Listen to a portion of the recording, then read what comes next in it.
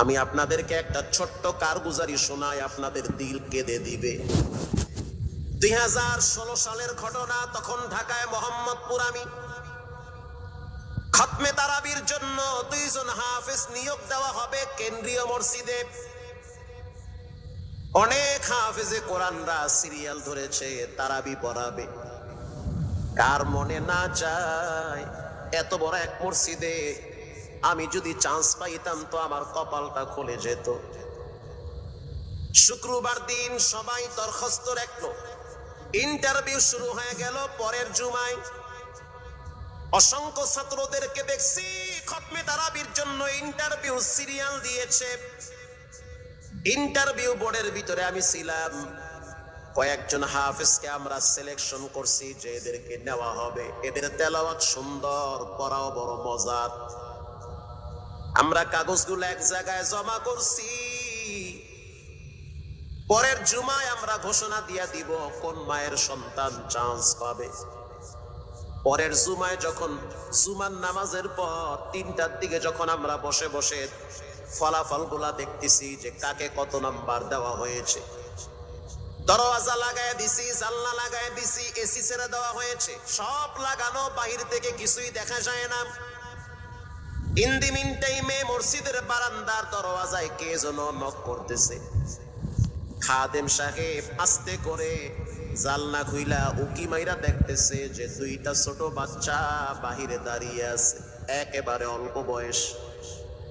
খাদেম প্রশ্ন করলো, তোমরা কারা, কেন আসছো? বলে, আমরা 2 জন আসছি খতমে তারাবির ইন্টারভিউ দেওয়ার জন্য। খাদেম সাহেব একবার পায়ের দিকে তাকায়, আবার জামার দিকে তাকায়, কারণ কথার সাথে বাহ্যিক সুরত মিলে না। অন্য অন্য ছাত্রদেরকে দেখছি কত উন্নত পোশাক পরে, গেটআপ কত সুন্দর করে ইন্টারভিউ দেওয়ার জন্য আসছে। আর এই 2 জনের দিকে তাকায় দেখলাম মনে হয় রাস্তায় ভিক্ষা করতে করতে আইছে, মানায় না, একেবারে গরিব। খাদেম বলল, ইন্টারভিউর ম্যাচ শেষ, চলে যাও বাড়িতে, নেওয়া হবে না। যাদের ব্যাপারে পরীক্ষা নেওয়া হয়েছে তাদের ব্যাপারে ঘোষণা দেওয়া হবে। বাচ্চা 2টা নাসর বান্দা বলতে আছে, আমাদের তো টাকা নাই যে আমরা ভাড়া দিয়ে এখানে আসব। বাবাই বড় কষ্ট করে 2-4টা টাকা জমা কইরা পকেটে দিয়া পাঠায় দিছে, এজন্য আসতে দেরি হয়েছে। খাদেমের বড় মায়া লাগছে, কারণ খাদেমও গরিবের সন্তান। ভিতরে গিয়া মুয়াজ্জিম সাহেবের বলতে আছে, ও ভাই, বাহিরে 2টা বাচ্চা দাঁড়ায় আছে, ওরা নাকি হাফেজে কোরআন, কিন্তু দেখলে তো মানায় না। মুয়াজ্জিম সাহেব ধমক দিয়া বলতে আছে, কোনো সুযোগ নাই, তাড়ায়া দাও। খাদেম গিয়া ইমামের কানে কানে বলতে আছে, হুজুর, বাহিরে 2টা বাচ্চা দাঁড়িয়ে আছে, চেহারার ভিতরে এত মায়া, কিন্তু বাহ্যিক সুরত মিলে না, ওরা নাকি কোরআনের হাফেজ। পাশেই তো রহমানিয়ার মুহাদ্দিস সাহেব বসা আছে, তিনি বলতে আছে, কি ব্যাপার, ফিস ফিস করে আপনি কি বলতেছেন? বলে, হুজুর, বাহিরে 2টা বাচ্চা দাঁড়িয়ে আছে, তারা খতমে তারাবির ইন্টারভিউ দিতে চায়। মুহাদ্দিস সাহেব বলল, কোনো কথা নাই, আল্লাহর ঘরের দরওয়াজা খুলে দাও, এখানে কোনো পার্সিয়ালিটি চলবে না। আল্লাহর ঘরের দরওয়াজা সবার জন্য খুলে দেওয়া হবে, আসতে দাও, ভিতরে বসতে দাও। যদিও ওদেরকে দেখতে মানায় না, বংশগত তেমন মর্যাদা নাই, ভিতরে আল্লাহর কোরআন থাকার কারণে আমাদের উপরে ওয়াজিব হয়ে গেছে তাদেরকে সম্মান করা। কোন দিক থেকে মানায় না, কিন্তু ভিতরে আল্লাহর কোরআন আছে, এজন্য তাদের মর্যাদা অনেক বেশি। এবার বাচ্চা 2টা বাহিরে উজুখানায় গিয়া সুন্দর করে উজু বানাইল। উজু বানাইয়া ভিতরে ঢুইকা আমি তাকায়া দেখতেছি লঙ্গির এক মাথা নিচে আর এক মাথা উপরে, এতটাই ভয়াবহ অবস্থা। কিন্তু আজীব দৃশ্য, 2 জনের চেহারা একই রকম লাগে। 2 জনের চেহারা একই রকম লাগে, কে বড় কে ছোট বোঝা বড় কঠিন হয়ে গেছে। মুসলমান ভাইয়েরা আমার, ইমাম সাহেব প্রশ্ন করলো, তোমরা 2 জনের বাড়ি কোথায়? বলে, আমরা নারায়ণগঞ্জে ভাড়া থাকি। বাড়ি কোথায়? বলে, আমাদের বাড়ি কুড়িগ্রামে। কুড়িগ্রাম থেকে ঢাকায় কেমনে আসছো? বলে, বাবাই ঢাকায় নিয়ে আসছে। কয় মাসে কোরআন শরীফ খতম করেছো? বলে আমরা দুইজনে 11 মাসে 30 পারা কোরআন খতম করেছি। ইমাম সাহেব একবার চেহারার দিকে তাকায় আর একবার পায়ের দিকে তাকায়। স্থানীয় গণ্যমান্য অনেক ব্যক্তিরা তাকায় আছে এদের দিকে। ইমাম সাহেব বলতে আছে, বাবা তারাবির ইন্টারভিউ শেষ হয়ে গেছে, বাড়ি চলে যাও। যেটা একটু দেখতে ছোট, ও চোখের পানি দেখলাম টিস্যু দিয়া মুছতেছে। কেন কাঁদতেছো? বলে আমরা গরিব, তার জন্য মনে হয় আমাদেরকে তাড়ায়া দিতেছে। আমরা জানতাম না ইন্টারভিউ তাড়াতাড়ি শেষ হয়ে যাবে, আসতে দেরি হয়েছে কারণ আমাদের তো ভাড়া টাকা ছিল না, বাবায় কষ্ট করে কিছু টাকা দিয়েছে, সেটা দিয়ে এখানে আসছি। এবার মুহাদ্দিস সাহেব বলতে আছে, তাহলে একটা কাজ করো, তুমি কিছু তেলাওয়াত করে শোনাও। দুইজনেই উত্তর দিল যে আমরা তেলাওয়াত করলে তো আর নিবেন না, আপনারা প্রশ্ন করেন, আমরা দুইজনে উত্তর দিব। আমি তো আশ্চর্য হয়ে গেলাম, জীবনে কত হাফেজ দেখছি, এরকম হাফেজ দেখি নাই। প্রশ্ন করবেন, আমি উত্তর দিব। বুঝতে পারলাম ভিতরের খবর কেউ না জানলেও একজন জানেন, তিনি হলেন কে? মুহাদ্দিস সাহেব বলতে আছে, বাবা প্রশ্ন করব, ঠিক আছে, তোমাদের মন মতো একটু তেলাওয়াত কইরা শোনাও। তেলাওয়াত যদি মানসম্মত হয় তাহলে ইন্টারভিউ নিব, যদি না হয় তাহলে ছাঁটাই করে দিব। এবার ছোট যেটা সেটা তেলাওয়াত শুরু করলো সূরা তাহা থেকে। তাহা মা আনজালনা আলাইকাল কুরআনা লিতাশকা। এত সুন্দর পড়া মনে হইতে আছে আসমান থেকে কোরআন নাজিল হইতেছে। এত সুন্দর পড়া, কত রঙের ঢঙের পড়া শুনলাম, এই পড়া কোনোদিন শুনি নাই।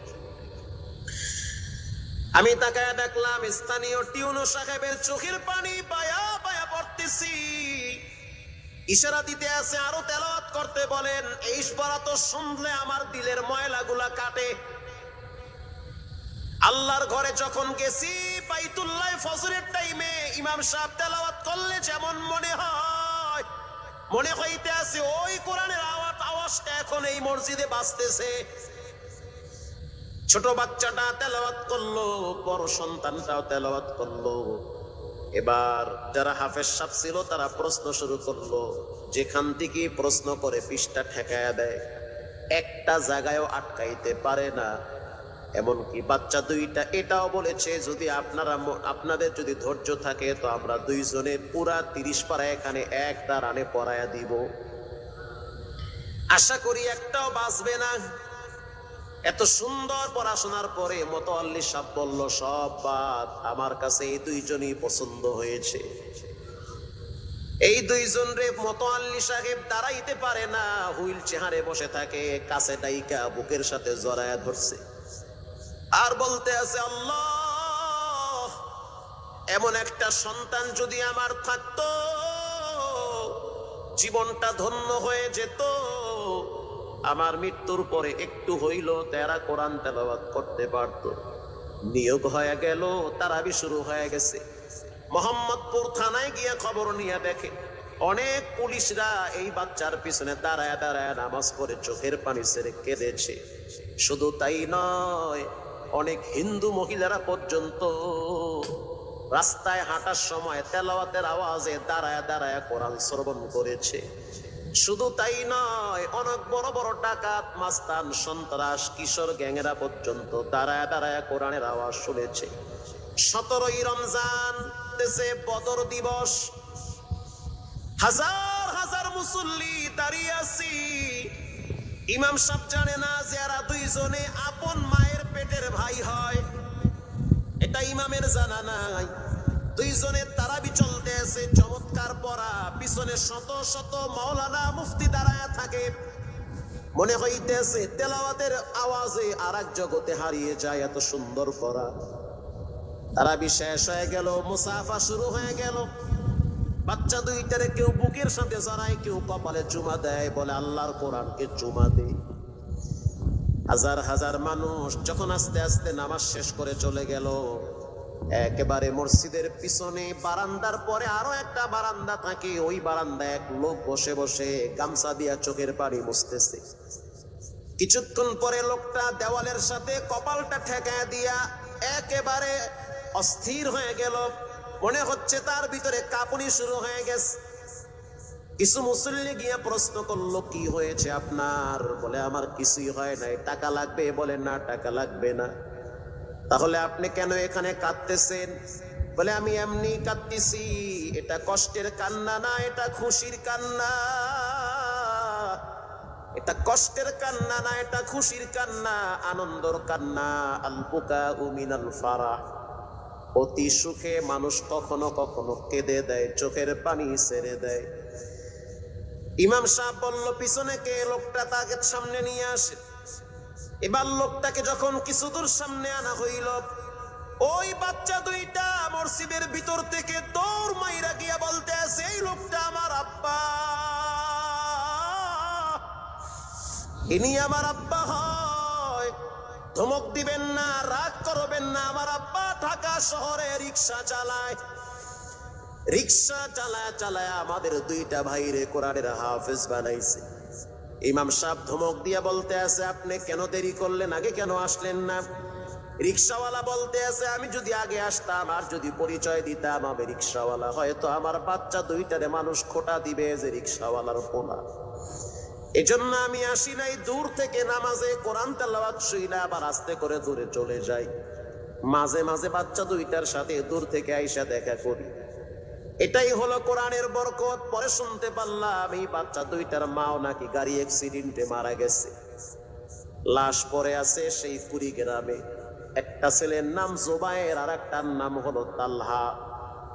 রিক্সাওয়ালা বলতে আছে, আমার আফসোস নাই, কষ্ট হলো এক জায়গায়, সেটা হলো ঈদের সময় বাচ্চাগুলা তো বাড়িতে যাবে, বাড়িতে যাওয়ার পরে দেখবে ওদের মায়ের লাশ কবরে পড়ে আছে।